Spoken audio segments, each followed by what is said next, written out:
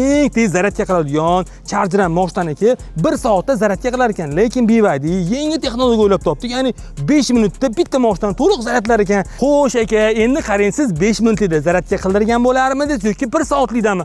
Hamma bitta ovoz bilan 5 minutda dedi. Chunki hammani vaqti pul turadi aka.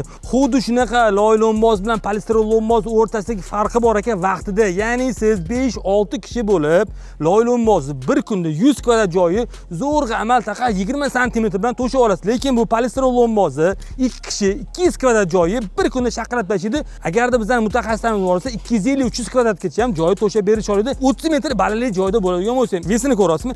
Yengiligi bo'ladi, tomizga ham yengil narsa o'tirgan bo'ladi. Issiq sovuq o'tkazmaslik tepalar provodnisi ham bor. Yoki 0.3 ga teng. Ya'ni issiqlikni umuman o'tkazmaydi degan. Biz buni bir necha bor olovli yoqib test qilib berganmiz. Okey. Buni yana ham yaxshiroq bilish uchun prosta GPT ga yoki Google ga yozsangiz chiqib keladi. YouTube ga yozsangiz ham bo'laveradi, okey.